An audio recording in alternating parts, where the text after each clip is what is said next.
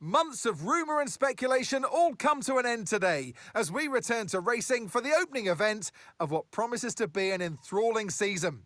Welcome along then to round one of this year's Formula One World Championship. The Melbourne circuit is certainly one that needs to be taken seriously. It's a combination of slippery surfaces and difficult corners, making it a very tricky track when it comes to overtaking. Drivers find it hard to pass and will need to take full advantage of those DRS zones if they want to have any hope of breaking through. It's time to take a look at our starting grid for today's race. Franco Colapinto lines up on pole position, just ahead of George Russell, who starts this event from P2.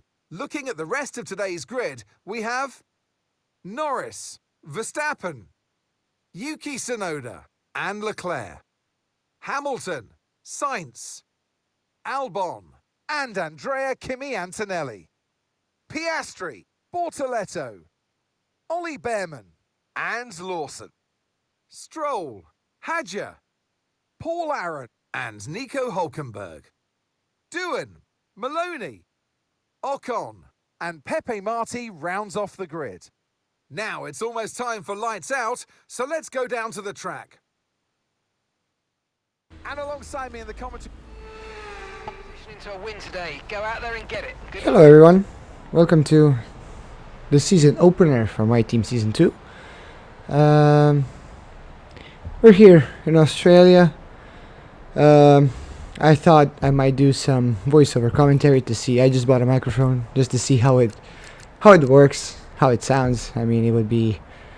I wanted to, you know, to have some commentary in my videos as well, because I wanted to make this. Make this series a little bit more interesting. I just want to share my thoughts on the races and everything over here. As we see, I was adjusting the strategy a little bit. Our car is somewhere right in the midfield, and yeah, and I loaded some setups. Online from simracinglabs.com, and yeah, the car has been rather good. Maybe I have to bump up the difficulty a little bit, but I'll probably do that next season. It's still, I mean, I have the pace over one lap at this difficulty. Difficulty I think is around 89, 88, something like that. Okay, as we start the race, yeah, had its far red lights, and away we go. I didn't have a good start. Russell got a jump on us, as we immediately switch it back bravely over to the inside, maybe pushing Russell out of the way a little bit, side by side into turn 2, and we get the move done. And yeah, this first lap is always like a nervous lap for me. I don't know why. Maybe, I mean, it is lap 1, and lap 1 you have to avoid all chaos in order to have a good race, of course. But yeah, I regained the lead with an audacious move, I would say, on Russell, which is it's very fortunate that I got it done. It was just a little bit dangerous. I mean, I'm still very, you know, I'm still a beginner, and this I'm driving with no assists except this racing line. As you can see in the corners, I have the racing line on, but I recorded this race probably like a week ago, and then my friend just convinced me to turn it off, to just take some time in time trial to learn the tracks, learn the braking zones, you know. And I finally listened to him, and it was just it was an eye-opener. I mean, I kind of learned the basics. I've been driving this game for just about over 100 hours, and I played F1 24 for about 100 hours, and So like 200 hours of these these tracks in F1. I mean, I learned them fairly decently. I'm not very good, but you know, I know roughly the track layouts, so I just needed to dedicate some time in time trial. So I jumped in a time trial, turned up the racing line, and I just did a lot of laps around Austria, China, Silverstone. And around this track I didn't, but I take it step by step. I learn on the go, and it was an eye-opener. And after 100 laps on Austria, I managed to set my record time, no assists, and I was top 20% in the world, which I think is a good result for me since I'm a newbie. I have a G29 here in front of me. It is a trusty wheel, you know, very good. I mean, but it's very loud, and it's very loud. But as entry level, this is I think it's very good.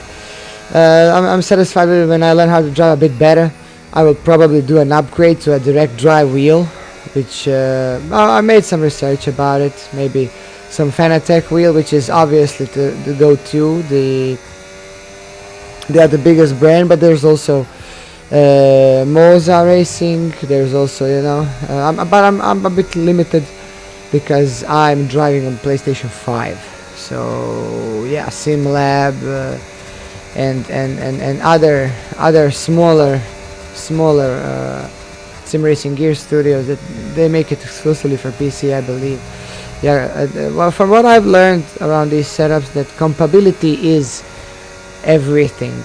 Compatibility is everything, and I just don't want to make a mistake and buy something that is not gonna work on my PlayStation 5, as we nearly lose the rear end here. So yeah, over here I'm, you know, just following the racing line fairly quickly for this difficulty. There's not a lot of racing going on. I already escaped Russell by almost 2 seconds. So behind me 2 Mercedes, followed by 2 Red Bulls. So this season 2 already the cars are wildly different in regards to their development. They are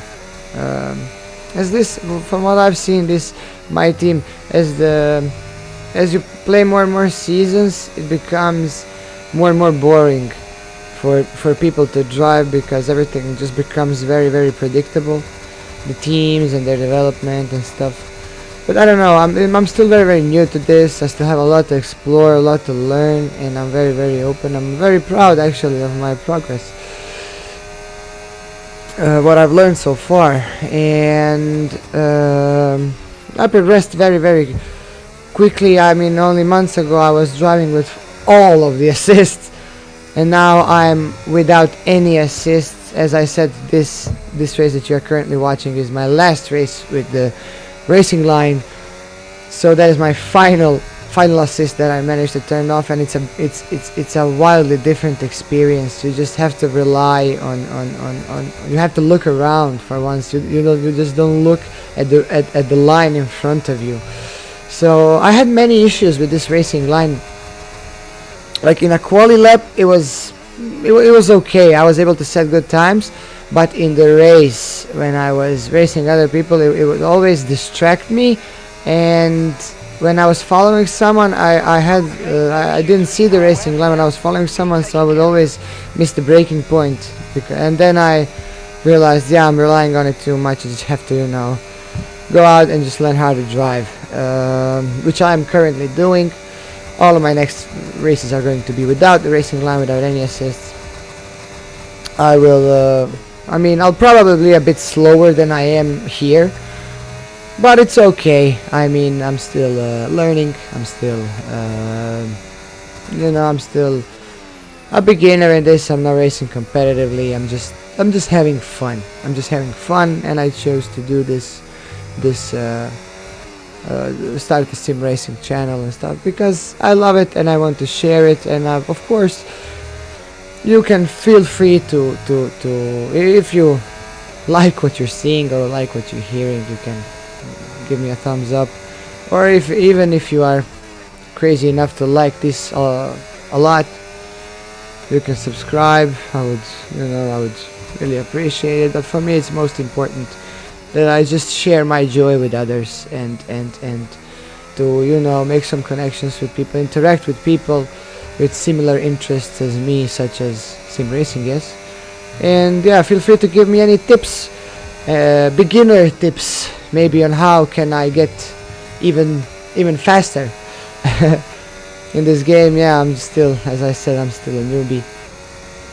So yeah, whatever. If you are willing or think you can help and willing to help, feel free to say it down in the comments. I will greatly appreciate it. This has been a passion of mine since probably a year ago. But I used to play with a controller more than a year ago, maybe 2 years ago. But I used to play with a controller, and I mean, as I got more and more into it, I just had to buy a wheel, and I did some research, and I chose to start with this G29, which is a good starting point.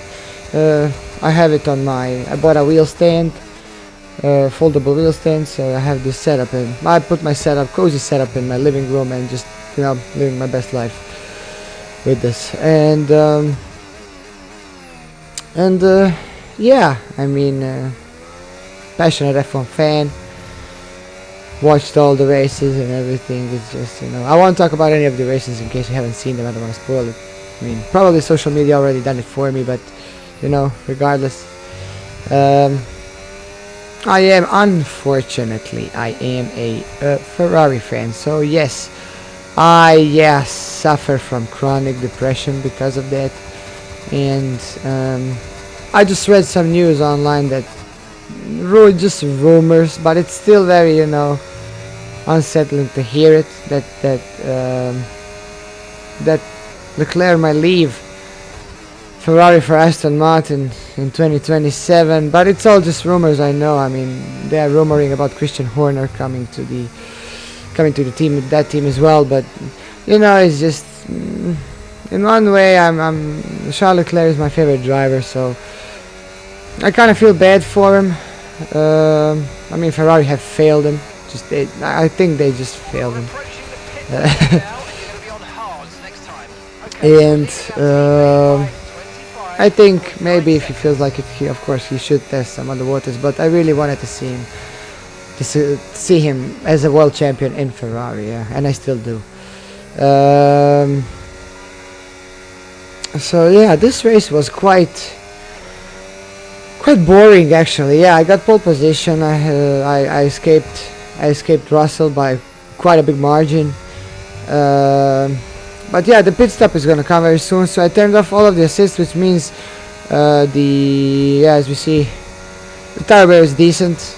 Car feels fine still. As I'm preparing for my pit stop in a few laps, there are no assists in the pit stop. So there is the speeding in the pit lane. There is the the turn in. Sometimes I mess it up, or it's a slow stop or something. Something always happens. So we will see what happens now.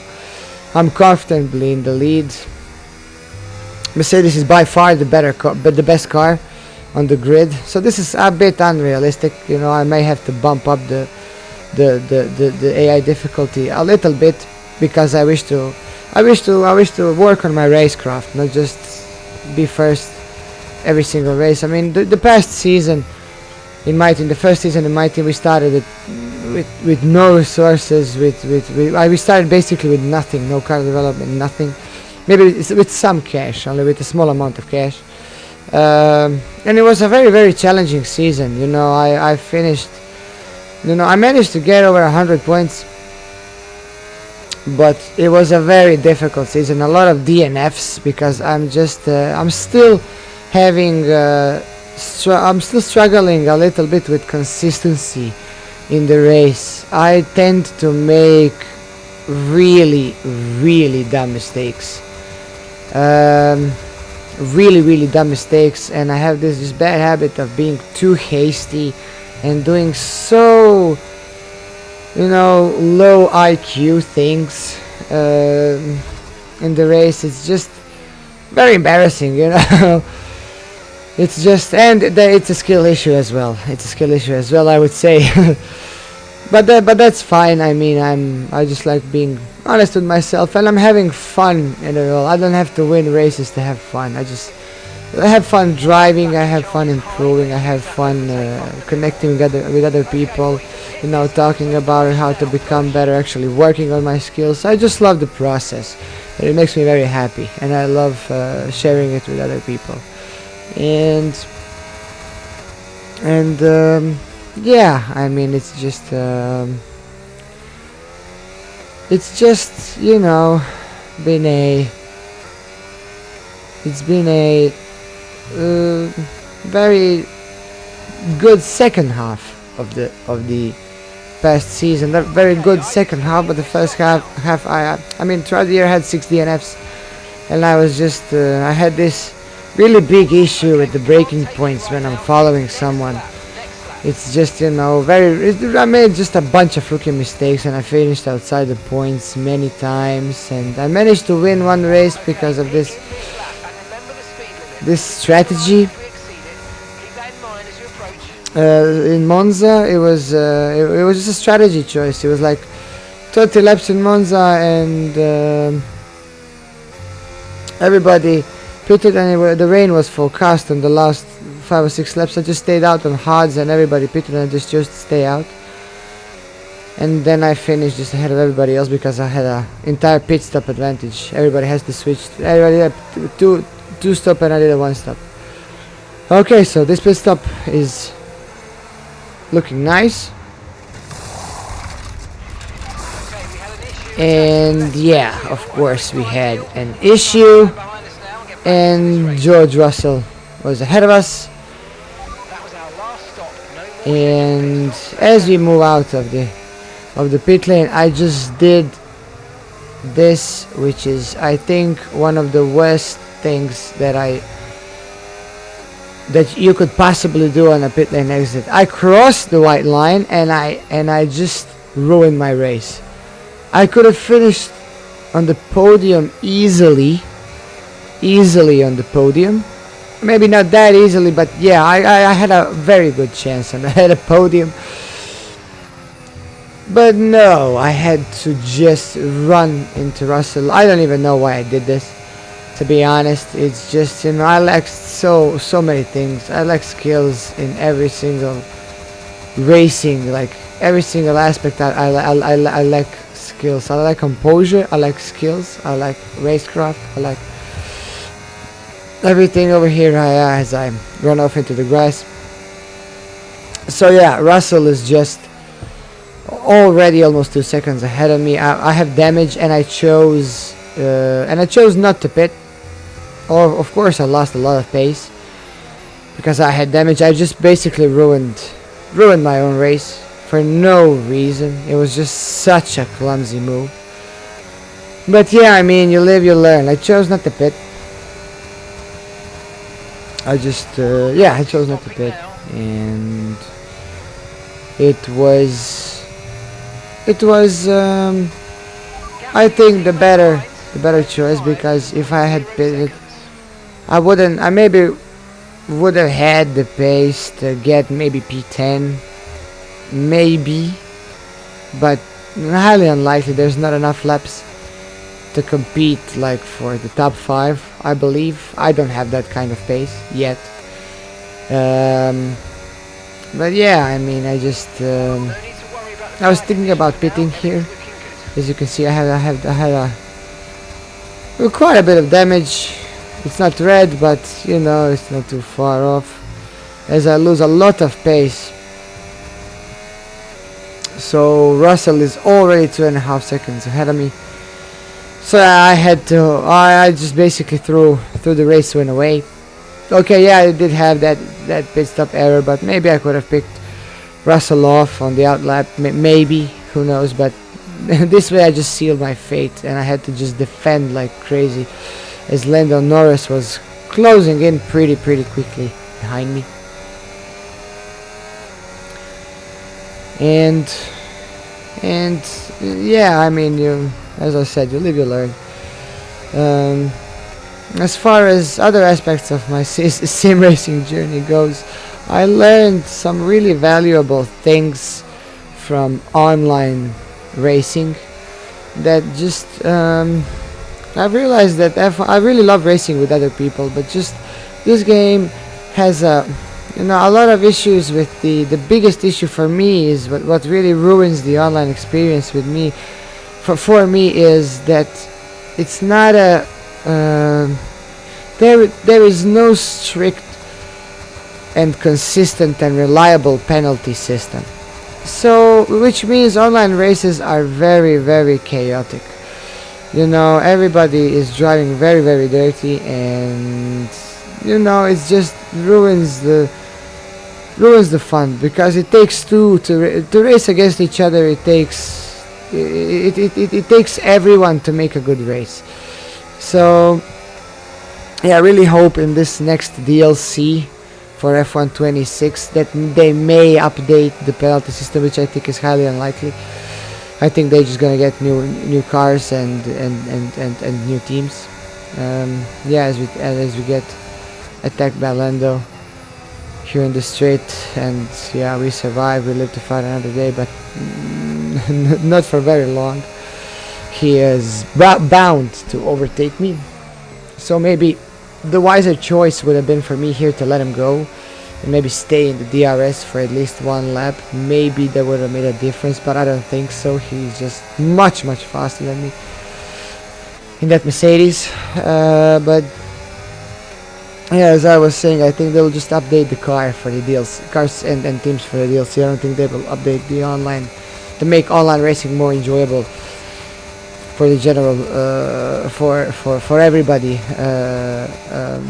In 2027, we are getting a new game, The track is clear. brand new, revamped, like new experience. Everything is going to be different, as they say, and I'm very excited about it.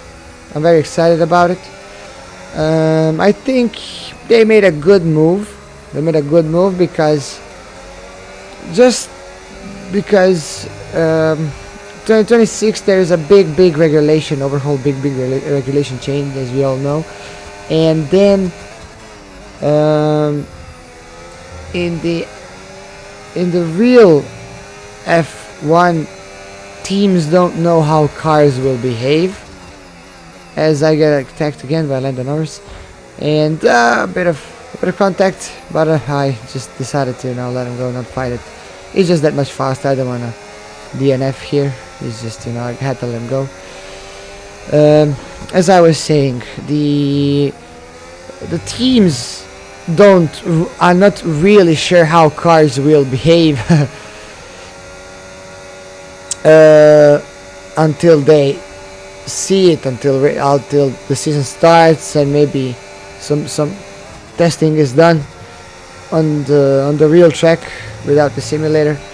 So the game developers can't possibly know now how the cars should behave, it should look, as we get attacked on the outside. Max Verstappen, we made sure to leave some space there, and he just flew off into the distance. And we are probably not gonna see him for much longer. He's gonna disappear very quickly, as he usually does. Yeah, so they have to just see how cars are behaving, how they look, how they move, how they everything, to get the physics right, the handling right for 2027. So yeah, they're just gonna update the model as best as they can, and then for 2027 they are really gonna make it. I hope they're really gonna make it more realistic and better. So yeah, they need to wait for the real world F1 to make an F1 game, because it's a big regulation change. And I think they are taking a step in the right direction. It's something a little bit different, a new direction that they're taking. It's very refreshing, sounds very exciting. I'm looking forward to it. Yeah, as right now, yeah, on 4 more laps to go, we are under pressure from Charles Leclerc, who is on medium tires, which are the better tires at the moment. But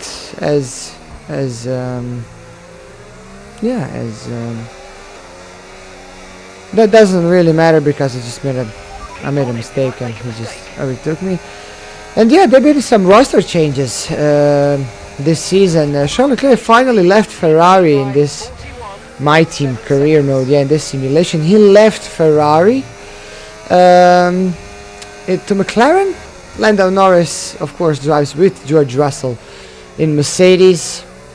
Oscar Piastri is in the McLaren along with Charles Leclerc, of course, and Ferrari is Lewis Hamilton and Andrea Kimi Antonelli. So yeah, Italians, yeah, the Ferrari, they brought one of their own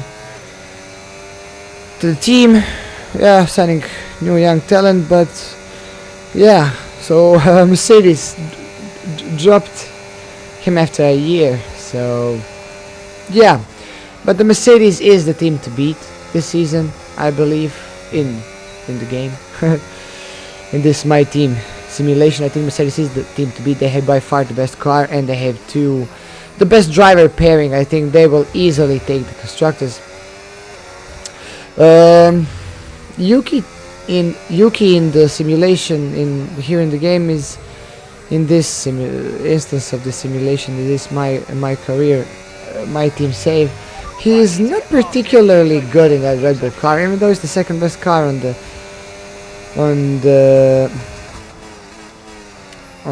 grid. It's just he seems to struggle quite a lot. Over here he is right behind me, and I will have to defend like crazy for 2 more laps. He's catching up rather quickly, and I will have to really defend against him to keep P5. Yeah, so Verstappen had the best results. He is the 5-time world champion now in this MyTeam campaign. He's the 5-time world champion. He won by a comfortable margin last season. You can check out the season 1 recap in my previous video. And yeah, as we are in the closing laps here in this season, here in this race, yeah, right now I'm just holding on to dear life to survive against to keep P5. But regardless, P5 or P6, I am really satisfied with the result in this race, and I was very disgruntled with myself. I just really I could have ended up on a podium if I played things just a little bit smarter. But yeah, you live, you learn. So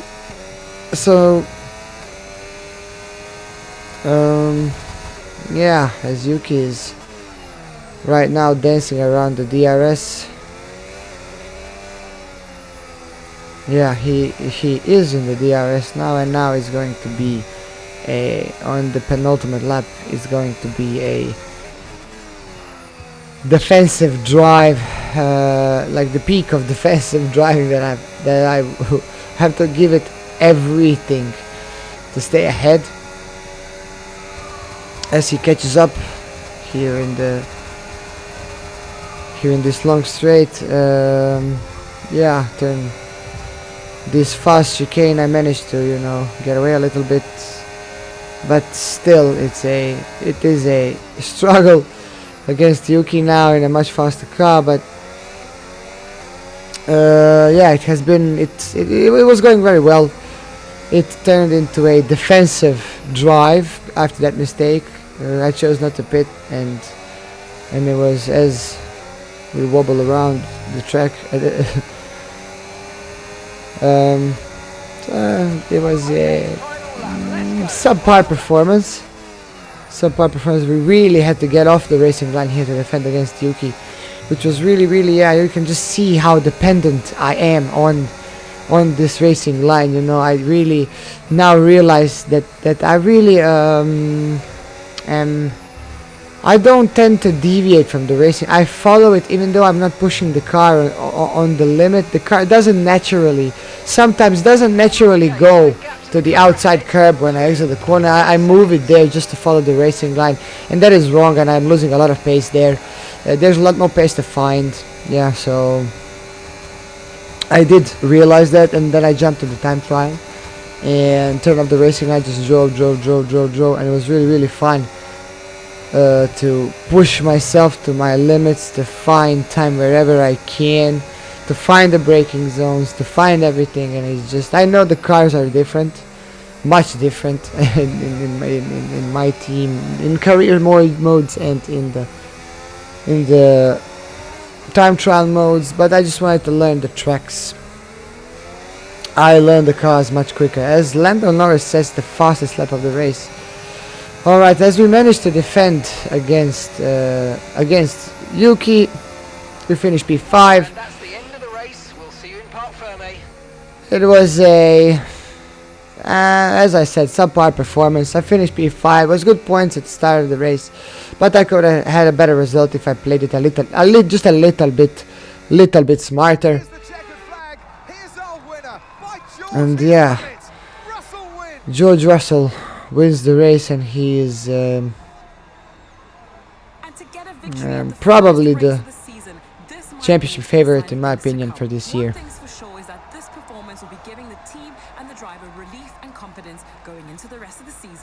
As we, season opener goes to Mercedes.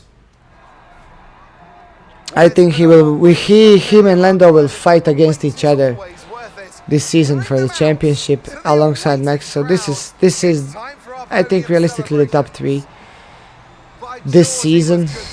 So Russell, Lando, and Max. I don't think Leclerc is gonna make much of a difference in McLaren. Ferrari kind of fell to the midfield.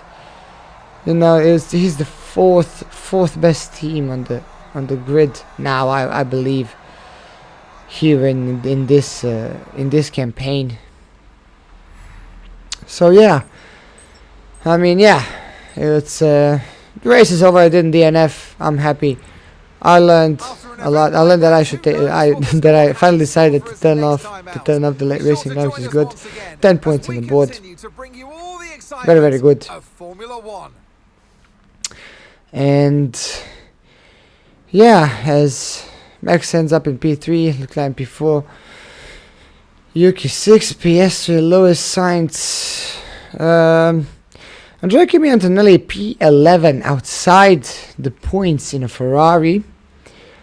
Sainz inside the points in a Williams. Yeah, in real life, Sainz is driving a great season. It's been very challenging, but you know, he ended up on the podium before Hamilton, and then, you know, it said a lot about Hamilton's season in Ferrari in real life. Yeah, I hope he will get better next season. He will adjust better, you know. It's just, you know, I gotta hope. It's all I got at this point, hope. And it's a miracle that I still got it. So yeah, that's pretty much it. We finished the season opener.